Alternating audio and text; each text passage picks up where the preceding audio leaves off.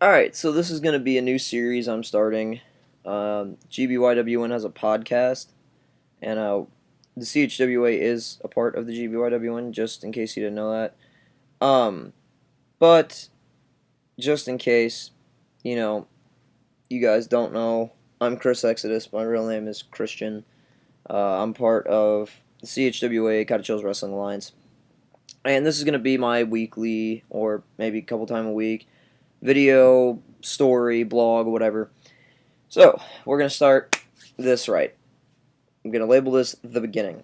CHWA, The Beginning. Alright, so this is how everything got started, basically. So this is going to be a couple part video about how everything in CHWA got started. So, the way it all got started, Elride, Lucas were brothers. And I was watching wrestling one time, and I noticed that they were selling action figures on TV. They were marketing action figures. So my dad took me up to Toys R Us, bought me Y2J and Bubba Ray Dudley. And I remember this so distinctively because I was such a huge Dudley Boy and Chris Jericho fan back in the day. And I still am, but it's beside the point. So, basically, what happened was, I'm on the bus, and I'm playing with these action figures, and Lucas goes, "Man, what are those?" And I was like, "Dude, they're wrestling action figures." He's like, "Well, what's wrestling?" And I'm like, "Dude, really? Like, you can't, you can't not know what wrestling is. I watch it every Monday. You should know this." He's like, "Dude, I've never noticed. What is it?" So, we talked for a good long time about wrestling. Well, then Lucas, when we got a little bit older, decided that we were gonna open up. Me and him decided we were gonna open up a wrestling company. Well, it started with just wrestling around in the living room. It's called the. We didn't even have a name actually. Now we laugh and say it was the LWF, Living Room Wrestling Federation, but it didn't have a name. We just wrestled around and hit each other with like pillows and shit. When we got a little bit older, we decided that we were gonna get a trampoline, and that we were gonna do this. So we get this trampoline, and we're jumping on it for a minute, and I said, "All right, Lucas, give me a choke slam." Lucas said, "What?" And I said, "Dude, just choke slam me. Like, it's not gonna hurt. It's a trampoline. Choke slam me." So he grabbed me by the throat, picked me up, boom, choke slam. So we started doing every kind of move in the book you can think of: suplexes, German suplexes, front flips, moonsaults, sentons, full Nelson bombs, fucking power bombs, choke slams, clotheslines, leg drops. I could sit here and go on for hours. We did like every single wrestling move in the world. And we were only like 12, 13 at the time. So we're wrestling around. Well, then VDP, all otherwise known as Dylan, comes into the picture with Josh, who is Josh the Archangel. And at the time, we didn't have gimmicks or anything. We just went with our normal names, and it was Christian and Lucas as a tag team, and Josh and Dylan as a tag team. And we also had Little Jake and Colton. And I call Little Jake because we had a guy named Jake that was really big, so we'd call Big Jake Little Jake. But Jake the Demonic Leprechaun, and we had a guy named Colton who wrestled the CAC, which was Colton Austin Curry. So basically what happened was, so we had all these guys and all these different gimmicks and all this cool stuff starting to happen. And when we did, hang on one sec, and we started up this company called EBW. And EBW was really cool because it wasn't really stressful on any of us. It was just every day of the week, going over to Lucas's, jumping on the trampoline, filming matches. And we wouldn't record a lot of this stuff, but occasionally, maybe once a month, we would have a live show. And we have one on YouTube, actually, and it was when we were getting a little bit older. And we labeled it EBW Hardcore Extravaganza, and it was a tribute, or not a tribute show, a benefit show to our friend John, who has brain cancer. His name's John Holt, and he's really cool.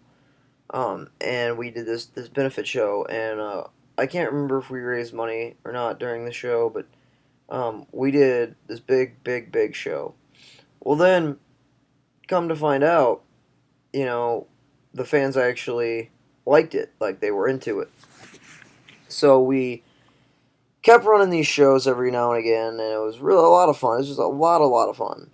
Well, then we started hanging out with this dude named Michael, and his dad owned a comic book store. And we went down there to try to get a job, actually, and we worked there for a couple weeks.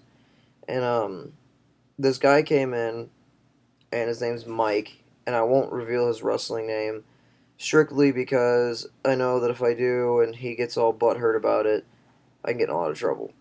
So Mike comes in and says, I'm a wrestling trainer. I'm a pro wrestler. I've been a pro wrestler for 25 years. And he offers us training because he knows Michael's dad. He offered it to us for cheap.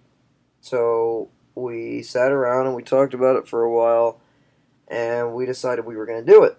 Get away from the backyard, start this indie journey, as I called it at the time. I was 16 years old. Lucas was, I want to say Lucas was 17 or 18. He just maybe turned 18.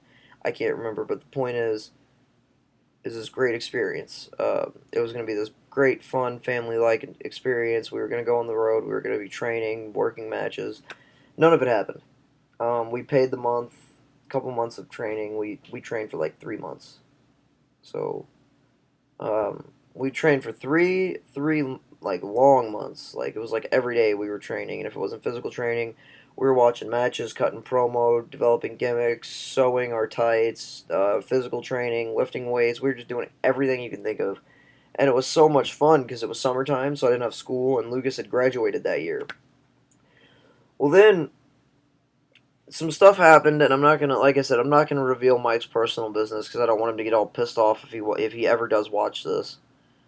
And he got pissed, and he walked out on us. So we were left high and dry.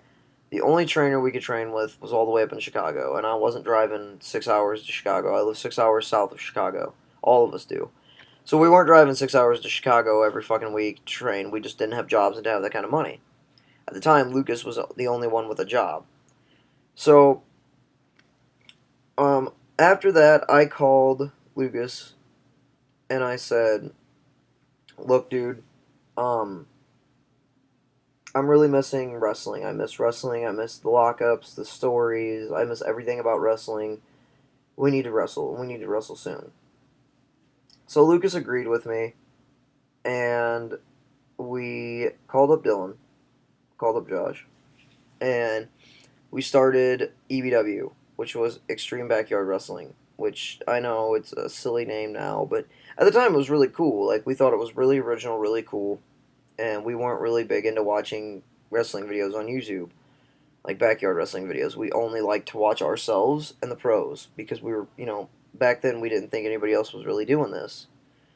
Well, we start this company up, and the first match actually on this YouTube channel is myself versus Dylan in a last man standing match. It's 2 parts, and I think I hit Dylan with a chair 37 times, 27, something stupid. It's over 20. I know it's over 20 times with a chair, and it's basically in a row, and he still gets up and kicks my ass and ends it with a choke slam, and I lose. Go check that match out. It's a pretty good match. But so we started this awesome company, and it started in Lucas's backyard, or the original arena as we called it. And we started this company up, and we're wrestling matches like every day, all the time. And I mean, it was just so much fun. Hang on one second. So, on the sidelines of all this that's going on, when EBW starts, it's time for school again. So, if you can put yourself in my shoes, I'm wrestling every day, trying to balance out schoolwork, girlfriend, and family. It's hard for a 16-year-old kid. It's hard. So, getting to my girlfriend aspect, this is a really funny story. I had a girlfriend at the time. Her name's Kira, and I'm still dating her. We've been dating now for going on 2.5 years. It's a great relationship. I love her very much. But at the time, I told her, like, when EBW was starting back up, "Hey, we're going to go do this wrestling thing. Will you film for us?" She goes, "Wrestling? Like school wrestling?" And I was like, "No. Like, pro wrestling like you see on TV on, Monday and Fridays and Thursdays. And she's like, oh, so fake stuff. And I go, no, it's not really fake stuff because, like, it's more real than the pro stuff. But yeah, it's the same concept. And she was 100% down for it. She said that she would do it and that, she would film. So she had this camera, this really nice camera, and we filmed with it, and we were filming matches and working matches and just doing all this fun stuff. And lo and behold, we she filmed the Last Man Standing match, and it was awesome. Well, some stuff happened within the intercompany itself, and I won't go too far into it. I'll wait till I have a guest on the show. Um, and basically, what happened was that all the guys, myself included, were tired of looking at each other. We hung out every day for like a year, and we were just ready to rip each other's face off. So we decided to quit hanging out, quit wrestling for a little bit, which was really stupid. And we didn't say it, it just happened. Like, we quit hitting each other up, we quit doing EBW stuff. It just happened. Well, then, one day, I was on Facebook and I seen a status that Josh had posted, and it said, really miss the backyard. I really miss the action. So I messaged him and I said, alright, dude, look, let's start a new company, we'll rename it, we'll get title belts, we'll go with this. And Josh was down for it. So we sat down, me, him, and my buddy James. We sat down trying to come up with a name, and we finally came up with CHWA, Cottage Wrestling Alliance. Tons of fun. I mean, when it first started up, it was a ton of fun. I mean, it was so great. We went to Lucas's graduation party the day after we found out about CHWA, and we told him, he said, hey, we really need to get some EBW going soon. And I said, about that, when you get out of here, call me, we need to talk. So, me, James, and Josh all left to go back to Josh's to do more CHWA paperwork and all that fun bullcrap.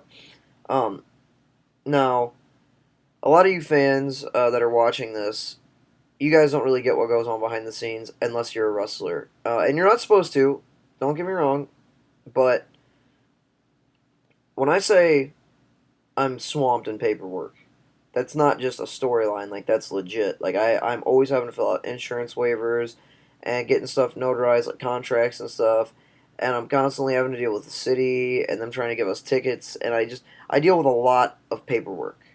So when I say this, I'm not just saying, oh yeah, we did paperwork for a fill-in, like I'm being serious. So we went to Josh's to fill out the paperwork to wrestle, the waivers so nobody sued us, because it was a new company, and I had to go to the bank to get all this stuff notarized. Now, if you can imagine 3 kids walking into a bank asking to get a piece of paper that you wrote on notarized, it's very hard to do.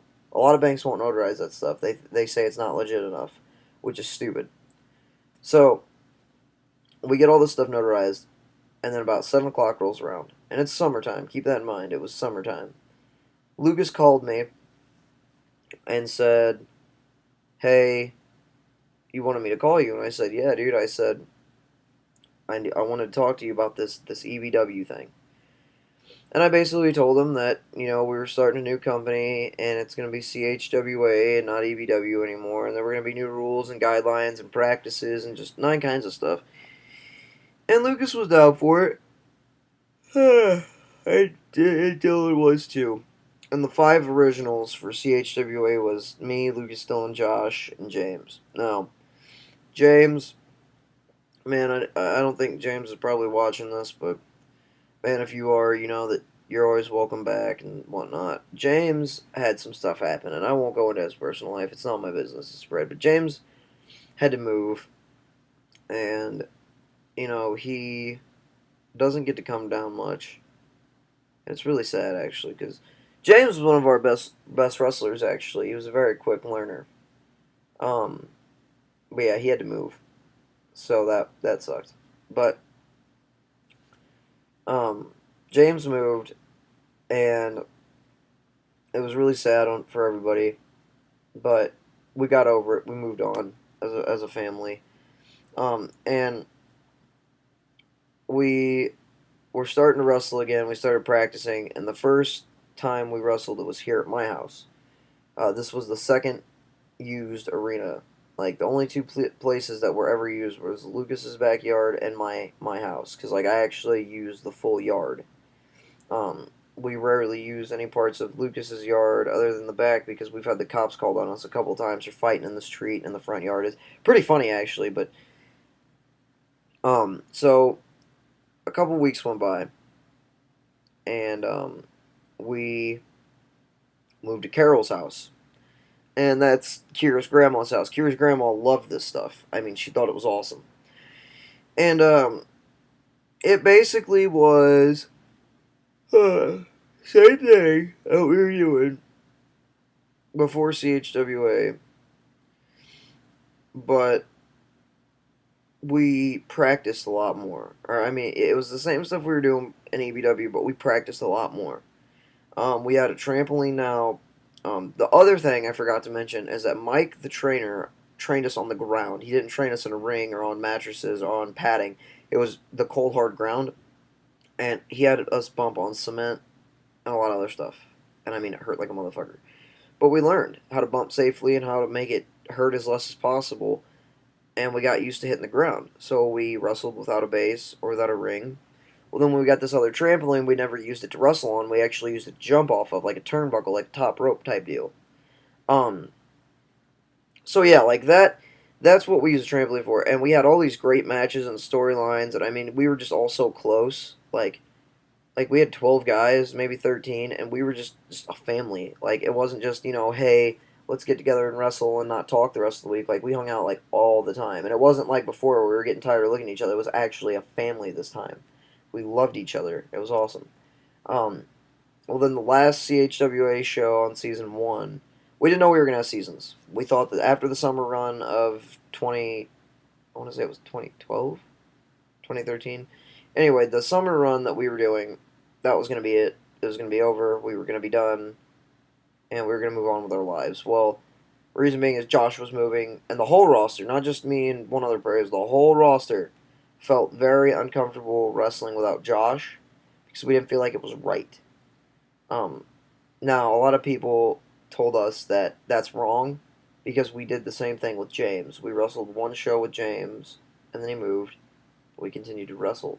But what people don't get is we had that bond with James through friendship, not through wrestling. Like, it's two different bonds. Like, James is like my little brother. I call James my little brother. But, in that same sense, it's not the same. Like, I love James, but, like, Josh isn't just my brother. He's also my wrestling brother. Like, we work together. We hang out together. We wrestle together. It's just stuff like that. So we didn't feel right wrestling without Josh, so we thought it was going to be over. Well, Josh moved away to go to college, and the last show was the last day of summer. So I was going into my junior year of high school. So, if you can imagine, how do I put this? If you can imagine the sadness of like 13 guys from one guy moving away, you know what I'm talking about. And even Kira, my girlfriend, was very affected by that. Like, she was very upset about it. Because Josh is like her big brother. Most of the guys are like her family. Like I said, we're a family. So Josh moved, and we didn't think we were going to do season 2 or season 3 or anything. But he moved, and a couple months went by. It was about a month and a half, and it was like in the end of September, basically. And I was in the shower one day, and I got so pissed. Oh my god. Excuse me. I got so pissed because I watched the footage from the last show. And the last show wasn't online. We never put the final season show online. You just gotta be there. But we will send it to certain people who live in other states who are very committed fans and stuff. Basically, I got so pissed because I watched the final show and I thought it was just so stupid. Like, and it's just me being hard on myself, being the perfectionist that I am. I got so pissed because I watched me and Josh's match, and we did good, but it wasn't what I wanted it to be. None of the matches went as good as I wanted them to. I run a lot of the behind-the-scenes stuff, plus I wrestle. So, you guys that are wrestlers know how stressful it can get, but you guys as fans sometimes don't, and you're not supposed to, and I'm not blaming you guys for this. But I got so pissed that this show went as shitty as it did. Like, I was so mad. So I called up Dylan and Lucas, and I said, guys, we need to get CHWA going again. We need to do this. And everyone at first was like, oh, Christian, come on, don't live in the past. It's over. It was fun while it lasted. So I thought, my only option was I was going to have to find a pro wrestling school, go to pro wrestling school again, finish my training, become an indie worker. All right? So, now you got to keep in mind, I'm broke. I don't have a job. School started. Where am I going to get the time, right? Well, sure as shit, a couple days went by. Dylan and Lucas called me back, both of them, on the same day, just different times. It was awesome. And they said, look, you were right. Because I miss the action. I miss the fun that it brings. I miss all that. We need to do this again. So at first I was kind of pissed because I was like, how the fuck do you go back on your word like that? And that's the thing. I was really mad at first, but then I was really excited after I got over being a little crybaby. I was really excited about it because I thought, hey, I'm going to get to wrestle again. We're going to get to do this again. I was really excited. So we started up Season 2, which took place at Carol's house. But we didn't have a live audience. Season 2, there's not one live crowd that I know of. Now, I might be wrong. Don't quote me. But we had like a couple people, like our friends watch occasionally from the side. We really didn't have a crowd. Like, I don't know if you consider 2 or 3 people a crowd. But, I consider at least 6 and more a crowd. But we only had 2 or 3 people watching sometimes. So, Season 2, we really didn't have a crowd. And Season 2 was fall and winter. Now, this is what really, really screwed us last winter. It was Season 2, and at first we started off strong. We had 3 new wrestlers, and there was like 8 of us. It was me, Luke, Dylan, a kid named Brady, Dr. Rage, which is my friend Braden, Ryan the Madman Weathers, the Chameleon, and or Tyler, whichever you prefer to call him. We all call him Chameleon, even when he's not a wrestler. It's kind of funny. And might have been it. But if I forgot anybody, I'm sorry. Oh, and Jason. We had 8 guys. Jesus Angel is Jason. 8 guys. And we started off the season really strong, good matches, good storylines. Well, then Brady quit, Ryan moved, and Jason moved. So we're running this. It's a 5-man show. Now, it's kind of hard to come up with good storylines with only 5 guys, but it worked, and we did what we could. Well, then, whenever we were getting a little bit bigger on YouTube during Season 2, we had a kid message us, and his name's Jared. He came in as the mask guy, and that was a great storyline. I mean, I had a lot of fun with that storyline. That was probably one of our best ones. But he quit due to work and stuff. He quit. Well, then we have 5 guys, right? 5 fucking guys. It's me, Dylan, Tyler, Lucas, and no, that was it. Wait. Yeah. Oh, and Jake the Demonic Leprechaun. 5 guys. Jake was occasionally there, and then started to progress, like, gradually come every week. Now he's, like, a full-time guy. But, we had 5 guys. Well, then what happened was, Dylan quit. VDP, Plum Dog, whatever you know him as, he quit. I'm not going to get into it. It's not my business. He might, when I have him as a guest on the show, he might talk about it. I'm not going to. He quit. So, if you can imagine us trying to come up with this show with 4 guys in the wintertime in a garage with 3 mattresses to wrestle on, very, very irritating and difficult. So we're all wrestling and we're trying to come up with storylines. It was really hard. I mean, it was seriously hard. We got back to doing 1 match every Wednesday, and then there were some Wednesdays we just called the show off, and we were also doing Saturday Showdown at the time. We were doing 2 shows a week, one match every show. It was horrible. Well then, Lucas, Dylan, and I went to Dynamo, and that's going to be part of the next video also, as I'm going to interview Lucas and Dylan about the Indy and stuff. Went to Dynamo Pro, which is a training school, and started getting trained. And it's not that the school was bad, cause like they did everything legit. They did everything legit. They had rings and they had everything they needed. But the thing that Dynamo lacked, that it didn't irritate me in any way, shape, or form, I guess, but it just kind of bothered me here and there. It's like the politics in Indy really did kind of play a role there. Because I'm only 5 foot, like 5'3.5", and I'm like 125 pounds. So I can't be a wrestler in a lot of people's eyes. Like in the Indies, I'm a test dummy. Lucas being, 5'8" and 160 pounds could maybe be a wrestler, but predominantly he'd be a test dummy. So we didn't want to do it. Well, one night, driving back from training, I looked at Lucas and I said, Lucas, this isn't fun anymore. I said, I hate this. This sucks. And he said, what do you mean? I said, dude, there's no way we're going to be wrestlers. There's no way we can do this. He said, well, how do you figure? I said, dude, the politics. It clearly says we can't be wrestlers. And he's like, well, like, maybe what we could do is, I don't know. And he tried, like, fixing the situation. But, like, it just couldn't be fixed. Like, and at first, Lucas, I don't think Lucas wanted to do it at first.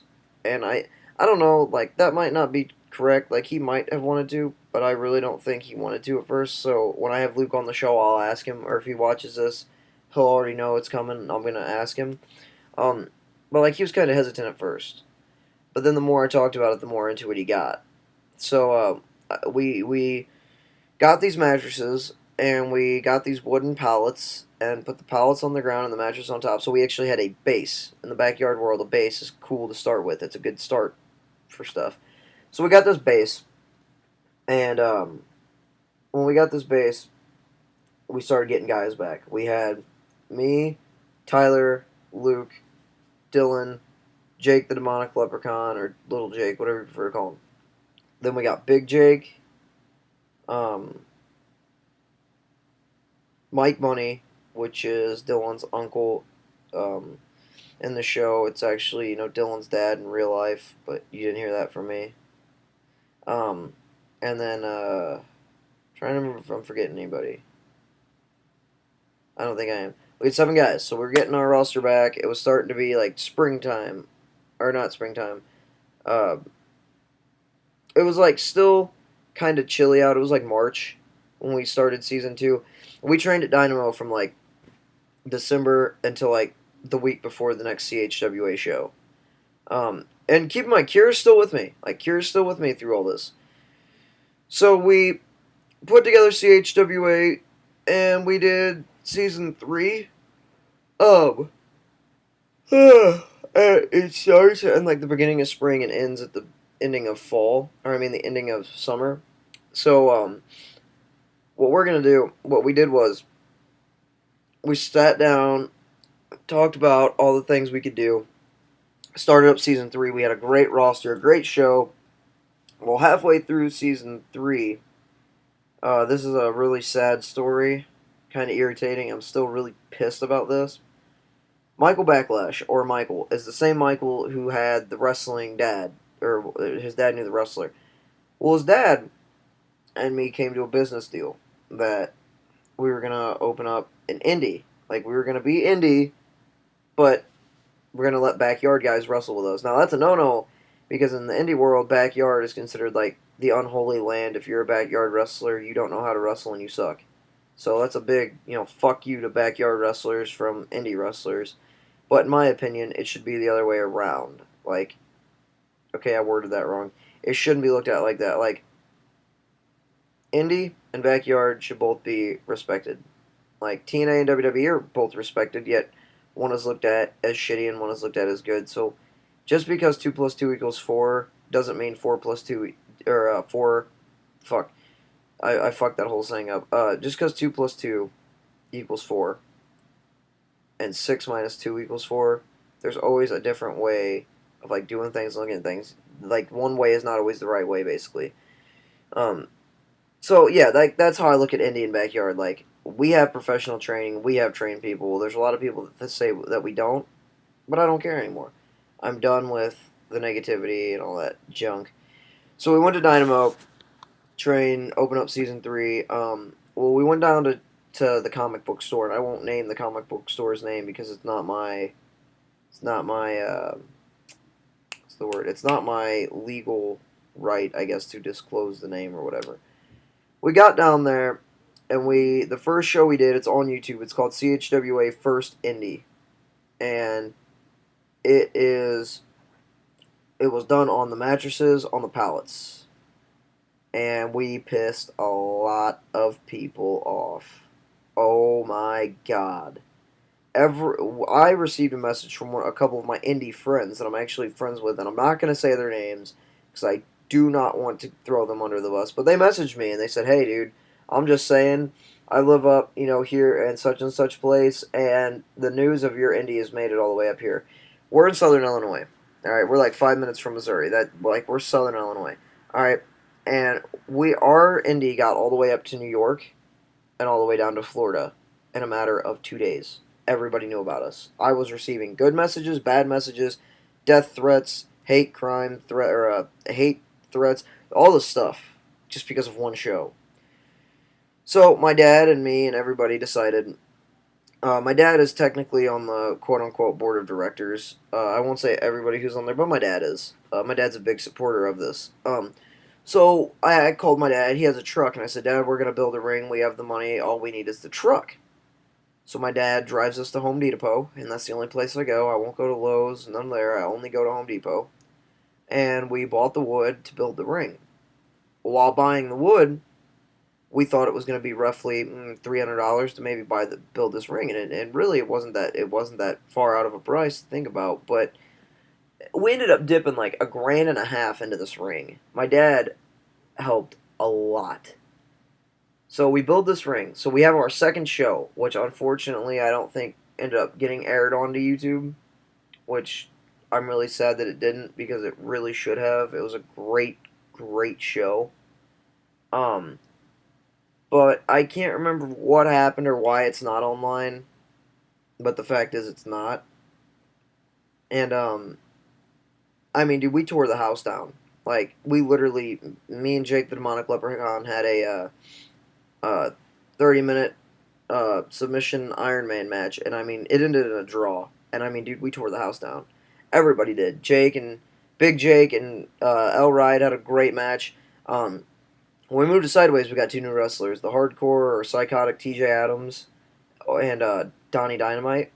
And Donnie has recently quit. Like he's not quit, but he is a independent filmmaker, so he's been working on a lot of movies. So he's on vacation from CHWA basically. TJ, on the other hand, as you guys know, if you've watched the show, is still involved. But no, basically, we were down there. Well, then the day before, or the day of our practice day, which is Tuesday, we got a message. We received a message from Tony, and it said, "Call me ASAP." Well, I was asleep because he sent it at like 9 in the morning, so I was asleep still. And of course, I didn't have school yet. It was still summertime. And he called me eventually, and he said, "Hey, the city said if the ring doesn't get took out of here by 5 o'clock today, they're going to come in and destroy it." And it's like 1 o'clock in the afternoon now. It's going to take way more than 4 hours to move all of our CHWA stuff out of there. I mean, we had a ton of wood, plywood, tires. We had just so much stuff laying around, extra parts for the ring itself. I mean, we had a ton of stuff. And there was just no way we could get it done in 4 hours. So, and I'm going to call Tony out on this. Tony Whitehead, I'm calling you out on this. We called the city. Alright? We called the city. And the city said they never said anything of that sort. The only thing they asked Tony to do was come fill out his paperwork to be there, because apparently in the 8 months he had been there, he hadn't done it yet.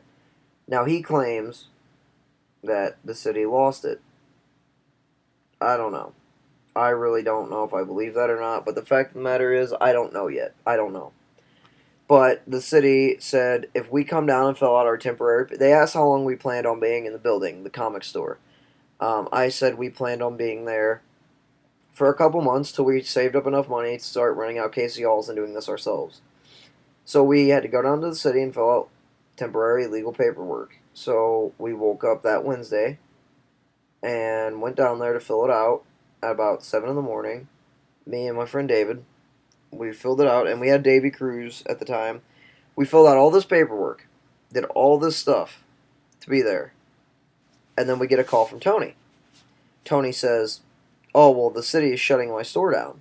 So it's 2 days in a row now that he said something that, and at this point I didn't believe him because I'm just being honest. So Tony, if you watch this, don't get offended.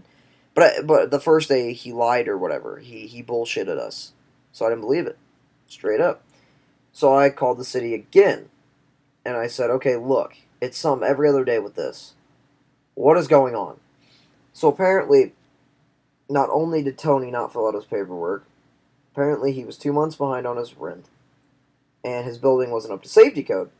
So I asked the nice lady on the phone, and the lady was really nice about it. Like, she wasn't hostile or mean to me about it. So I asked the lady on the telephone, how much would it be to, keep this building, and continue to run our shows. We'd have to pay $3,000 a month, and he's 2 months behind on rent, so there's $6,000. We'd have to do all the maintenance on the building, which was $1,500, so there's $7,500. And there was one other thing wrong. I think the water heater or something was broke, and that's about another $600. So $8,100 roughly is how much we would have had to pay to still be there, not including the fixing on the ring that we needed and everything else we needed. So we posted a video on Facebook, and I was walking down the street with my title belt. At the time, I was a CHWA champion. I said, "Fans, I'm leaving this up to you. Should we go back to the backyard to our roots, or should we continue to do this indie?" And all you guys kept saying backyard, so we went back to the backyard. Now, another thing that happened at the indie. I didn't know if I was going to bring this up, but I have decided to bring this up. We had a 20-year veteran named Jimmy D. He's a pro wrestler.